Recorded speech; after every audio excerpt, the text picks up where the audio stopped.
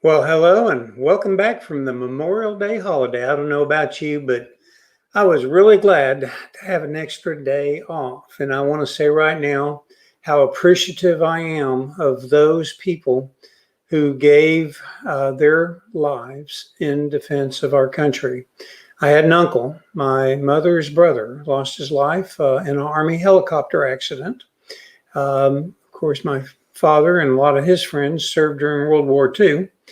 And I had a lot of friends, people that I knew that went to Vietnam and didn't come back. So I just want to say thank you to all those families who had loved ones that you lost in the military. It's a wonderful thing what the sacrifice is that y'all made.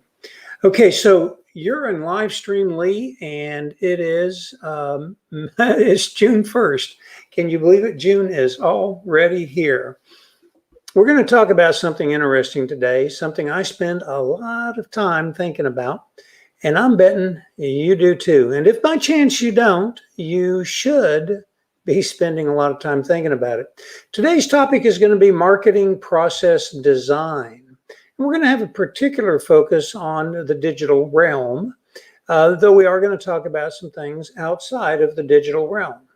But before we get into the conversation on marketing process design, I have some things to share. First of all, my day job and everything I do is focused on helping small businesses grow faster. My primary way of doing that is through the technology that we have built, which is called Apricot Rocket. And you can go to apricotrocket.com, get yourself an account, and utilize the incredible technology that we've built to be able to help you get more customers for your business. The goal is so that you'll grow faster, make more money, get some time back so you can spend it with your family, and then ultimately be able to sell your business for more than you otherwise would have. So go to apricotrocket.com, get yourself an account. They're free, and learn how it can help you grow your business. And I also want to talk about a friend of mine. I'm sporting my favorite apparel today, the Apricot Rocket. Here, Vanna, take a look. The Apricot Rocket apparel. And I got this from Bob Hurt with Impressions Unlimited. You can go to livestreamlee.com and there'll be a button there for Bob Hurt. Click on it, that button, get in touch with Bob. I'm going to tell you, if I told you how inexpensive these things were, it would blow your mind. If you're thinking about getting some corporate apparel for your business, Bob's going to do you a great job. He's been in the industry for 50 years. Nobody knows that industry better than Bob does. And he knows what great quality products are available, lots of different decoration options, and he'll take good care of you. So go to livestreamlee.com and get in touch with Bob. Okay, now let's start our conversation. And I've actually prepared a couple of slides on a slide deck that I'm going to share with you. So let me get that up so I can actually see what I'm doing. And where's my slide deck? Here it is. And I'm actually going to, now I think I am able to, both see and share with you the information. Okay, so when you're thinking about developing a marketing process, I've put on this screen some of the many different things that you should consider. These are some of the more important things. This is by no means the complete, comprehensive, all-inclusive list of things that you should be thinking about, but it's a good list to start with. So as you're trying to decide how to create a marketing process for your company, let's talk through each of these and think a little bit about what they imply. Okay, so what stage of the business life cycle is your business in? I've put down early, mid, mature, and late. Now, if you're in a late stage of the business, chances are pretty good you're not terribly concerned about developing a marketing process, because honestly, marketing processes are more for those kinds of companies that are trying to grow. And I know people in the late stage of their career, of their business life. And honestly, a lot of them are not really interested in growing. They're more interested in winding down. And so while you can certainly pay attention to this conversation is really not for people that are in the late stage. Now, the mature stage, mid and early stages, this does apply more so during the early and mid stages because you want to get the benefit so that you have over time, you have some accumulated customers. But the primary reason you look at the stage of the business life cycle is because the focus of what your attention is on is going to be significantly different. When you're a brand new business, you don't have any customers to get referrals from. Now, everybody would love to have a referral-based business. I get it. That's the best kind of customer. Here's the number one problem with referral-based businesses. You never know when your next referral is going to happen. And if you run a business where you've got expenses going on, it is awfully nice to know when you're going to get a customer. So until you have a huge base of installed customers, which comes typically in the mature to late phase of your business, you're extremely interested in the earlier stages. You're extremely interested in generating customers. So your focus on a marketing process in the early to mid stage is going to be largely biased towards getting new people that don't know who you are to know who you are and want to do business with you. As you shift to the mature and late stage of the business, your primary focus shifts gradually to being more based on a process for cultivating referrals from your existing customer base. Now, I will tell you, if you do a bad job of providing service and don't stay in touch with your customers, you're never going to get to the point where you have a large customer base to work referrals from. So you certainly need to be able to check all the boxes in terms of quality of service and customer engagement and follow up and all that kind of stuff. But in the earliest stages of the business, when you have no customers, you have to focus your attention almost purely on prospecting and or building customer awareness of your business. So that's why we have to look at the stage of the business that you're in as you start thinking about developing marketing processes. Now, another, of course, very important thing that you want to focus on is going to be the, well, actually, let's do this. I'm going to come up here to the early stage and I'm going to put prospecting and so in the early stage, you're on prospecting and advertising.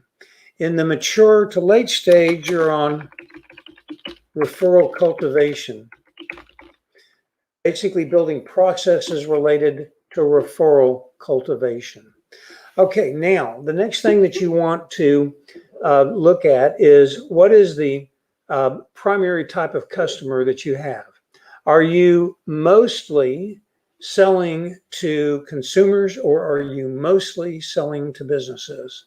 The type of business processes that you're going to put into place are going to be, generally speaking, vastly different. Now, in the most simplistic type of process, what we're talking about here, B2C, is going to be generally more mass market oriented. And B2C is going to be more specific,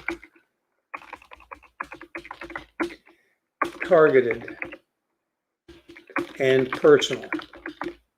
Okay, so mass market oriented. Now, I'm not saying that if I'm saying mass market oriented, I'm not saying that you are going to be putting an ad on, the CBS Evening News or something like that, where it's just going out to huge numbers of people. What I'm talking about here, mass market, is you don't really have a specific customer targeted in your mind. Generally speaking, so you're putting some sort of message out there in as close to a target-rich environment as you possibly can. but you don't really know who that customer is. When you're doing business to business marketing, you certainly have a much higher probability of knowing exactly who that customer is. And so if you're in a B2B type of business, focusing your attention on specific targeted customers and a highly personal communication process designed for a specific individual, or certainly a minimum, a targeted position at a company, is going to be the way to go. So these represent sort of two ends of the spectrum. As with most things in marketing, there's a million different gradation points between the two ends of the spectrum. But the two ends of the spectrum for business to consumer and business to businesses are really pretty much different. Now let's look at the value of the sale. The value of the sale has a lot of important implications to how you're going to proceed. If the value of the sale is small, extremely small, in fact, if you'd call it a micro sale, I'm going to say, is probably anything in the $20 and under range. You have a different kind of thought process and communication than you do, certainly if it's an ultra large sale. And let's just say what an ultra large sale would be. An ultra large sale might be a high-end luxury car. It might be a vehicle like a Gulfstream jet. It might be a high-end condo. It might be a vacation home. It might be vacation packages. It could be an elevator for home use. I mean, anything that's a high-end, ultra-large sale item. Now, in between, of course, you have small, medium, and large, and exactly where you draw the line doesn't really so much matter as it does that you focus your attention on the value of the sale, because that's going to have an impact on where you're going to want to communicate and what you're willing to spend to get a customer. Really, in the right-hand column, we have a margins consideration. Generally speaking, the lower the value of the sale, the smaller the margin, and the higher the value of sale, the larger the margin. Though that is not always the case. You certainly have plenty of cases where large and high-end, ultra-large value purchases have smaller margins on a margin basis than do small sales. I guess an example of this would be a micro sale could very well be for example, one of these cocktails that come in a globe. I don't remember. They look like basically a ball of fruit, but they have a top on them, and they're basically a fruit cocktail with alcohol in them, and they sell for around $7. And the margins on that from the manufacturer's perspective are extremely huge. I'll give you another example. Let's stick with the alcohol example for a second. A bottle of wine that would be sold for $100 in a restaurant would probably cost $25 to $30 to that restaurant. But if they sell that wine by the glass, they're going to get $150 or $200 out of that $25 bottle. So they're going to get a 6 to 10 times markup on that wine when they sell it by the glass out of the bottle. So but that's not an ultra large sale. So there are some sales that are small that have extremely large margins, and other sales that are small that have very small margins. But you need to consider both the size of the sale as well as the margin. The margin is, of course, incredibly important, because that's what actually adds to your cash flow after you cover your fixed expenses. Another thing that you have to consider is what the sales cycle time is. Typically, impulse sales, which you can think of as being the kind of thing that you're in the checkout line, you just make a purchase. That's your process related to an impulse sale is primarily getting the product in front of the person at a point in time that they are prepared and able to make the impulse purchase. Great example of an impulse sale is funnel cakes at a state fair, or funnel cakes at a like an event on a town square for, say, the Ennis Bluebonnet Festival. I'm not confessing that I had a funnel cake that day, though I did. But my point is, that's an impulse purchase. You know, they're about $10 or some relatively reasonable dollar amount. But if the sales cycle is a long time, like you're selling a high-end software package to a corporation, you know, that's going to impact your marketing process design. So what does the sales cycle time look like? What does the repeat purchase cycle look like? How often are the people that make the purchase decisions likely to come back and purchase again?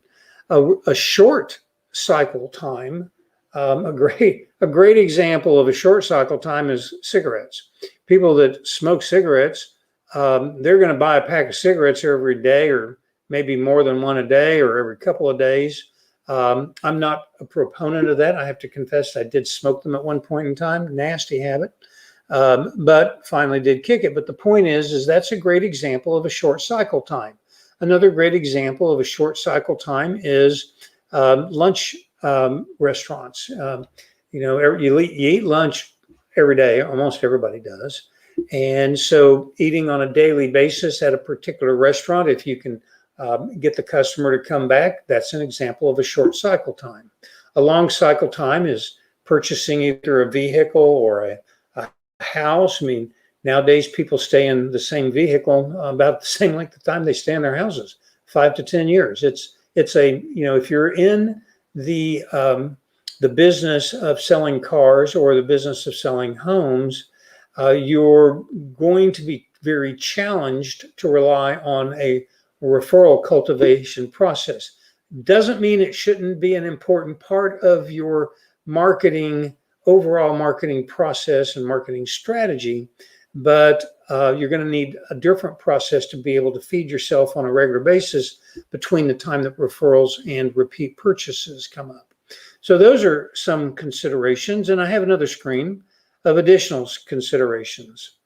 The paradigm that I put forth for building a marketing process talked about 4 steps leading to a 5th step. The 4 steps start with, number 1, awareness. Nobody can buy from you until you have awareness. The 2nd step is top of mind awareness. Simply having awareness isn't going to be enough because people will forget about you. So you have to have a plan in place to take the initial awareness and cultivate a top of mind awareness that's very positive.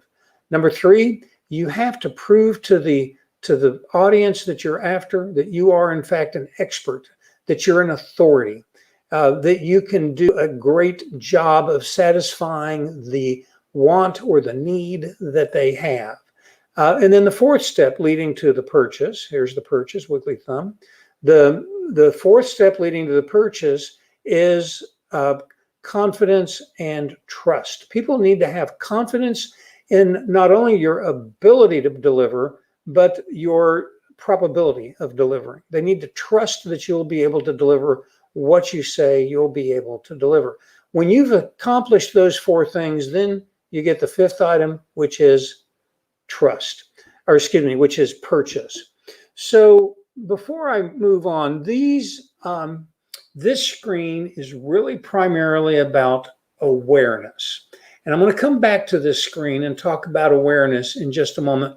But I thought I would go back and put some general thoughts about sort of pulling the dots together. Generally speaking, the value of your sale is a micro to small sale, you're going to be very reliant upon automated digital or placement strategies. Okay, so you're going to be very, very focused on the process, primarily digital, and or somebody getting in front of that person that means placement. It could be a person. It could be a it could be a position on a counter. What I was just thinking about is my daughter worked for a while, learning really how to sell. I don't know if you've ever been approached in a parking lot where somebody walks up with a box full of stuff they're trying to sell. In her case, she was selling cosmetics, and she worked for this company where they would drop teams of people off, and each person in this team would have literally a box that they could sell out of, and she was trained to be bold enough to just simply go up to somebody in a parking lot. She's even gone into places like Walmart and walked up to people and said, "Hey, would you like to buy some cosmetics?" And pull cosmetics out and talk about them. And she would make great money because she would actually a good salesperson and be able to talk people into buying things. That's an example of a micro sale. These are things typically under $30 or $40. They're very inexpensive. And it was all about placement and a sales process. The company placed these in front of people and had a salesperson pitching them. So that's so automated, digital, or placement focused marketing process is there. As you move up to the ultra large, large and ultra large, you're going to have a very personalized, high touch process. Okay, so the more you move up the scale in terms of the value of the scale, the more you're going to be willing to invest in a personalized and high touch process. When your sales cycle time is short, again, impulse, you're going to be again typically looking at positional and digital automated processes. If your sales cycle time is long, you're going to again be looking at multi-step, personalized. And let's see, personalized might be the wrong word. It might be personal and high touch. Okay, let's look at the repeat purchase cycles. If the repeat purchase cycle is short, you could have a high touch followed by automation because you're willing to invest in bringing the person on board to be able to get the automated repurchase. So depending upon how the variables start fitting together, you might be willing to invest more upfront to be able to bring a person on board. Generally speaking, with its long term, you're almost always with long term going to, well, when you have let me rephrase this.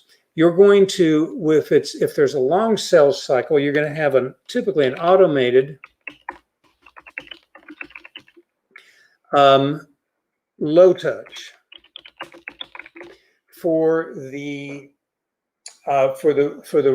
recurring process purchase, right? To generate the recurring process purchase.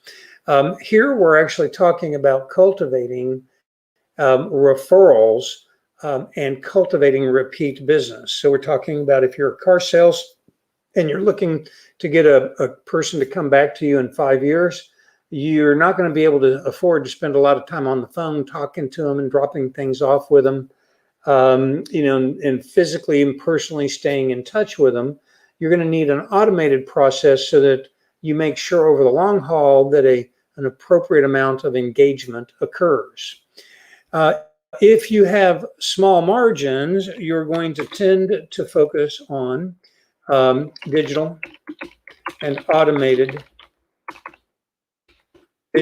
automation processes. If your margins are large, you're going to be typically more focused on personal and high touch. Let me get this right there. Personal high touch, because you're going to have the value to justify that process. Okay, so this is a relative sort of matrix of the considerations that you pull together based upon the uniqueness of your personal situation that you find yourself in. So you go through this list and you pull out the combination of things and you sort of weight them. And then you start thinking, okay, how do I put a mix together that makes sense? Okay, let's go on to the next screen now. I kind of gave you a little preview of it. And you know what? We're almost out of time. So I'm really just going to touch on this very briefly. This is where we're going to spend some time starting tomorrow. We're going to pick up here. But when you're focused on initial awareness, these are the options. This isn't by any means all-inclusive, but it's a pretty comprehensive list of the available options that you have. One thing I didn't put, I'm going to go ahead and I'm going to direct sales. When I say direct sales, I mean, having a person talking directly with a salesperson talking directly with the customer. But let's look at our digital, and I mean, options really fall into digital and non-digital media options. I think of them generally as traditional and non-traditional techniques. The right-hand column of non-digital media options have been around pretty much forever. Some of them have been not forever. I mean, like television didn't come out until, like the late 50s, mid to late 50s. Radio came out in the 20s and, thereabouts.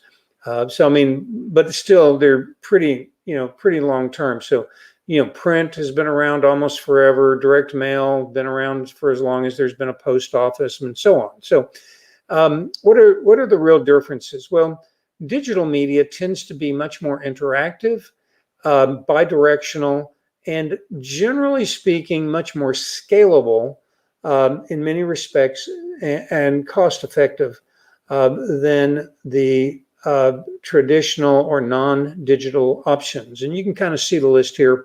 We're going to go through and talk about these different media and fitting them into the mix. Again, we're going to do this starting tomorrow. So I've just kind of given you a little preview here of what's in store for tomorrow. So let me remove this. My goal today was to sort of set the landscape for the main considerations that you have to have in mind as you start to develop a marketing process for your business. And remember, the reason you do this is so your little business can become a big business. Only when you have a marketing process that is able to be just turned on with a switch, plug some money into it, and you get more money out than you put in, only when you have that process in place will your business scale. You cannot scale a business without investing in it. There are people out there that seem to magically make that happen, but very rarely do you start a Facebook or a Twitter where people are so agog over your technology or your product that they do all the marketing for you. In almost all cases, you're going to have to turn the spigot on and create awareness. It doesn't just generally happen except in fluke circumstances. A business is going to be maximally valuable at the end of your business life cycle when somebody else can step into your shoes and take over the reins of the business. You show them how to operate the controls in terms of marketing and sales processes and so on. And then they can continue the business and ramp it up to the next level of growth. That's the reason they're going to buy it from you. And that's how you're going to get the maximum value out of your business when you get ready for retirement. So that's the reason we're doing all this, is to help you get that. I want to tell you about a guy at that stage of your business that you're going to want to know.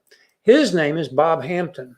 Bob is a certified financial basically, he's a CPA, certified public accountant, but he's a financial advisor with a majority of his practice being centered around helping small businesses and mid-sized businesses transition into retirement by maximizing the value that they get for their business and structuring that business sale time so that they pay the minimum taxes. And that's a huge deal.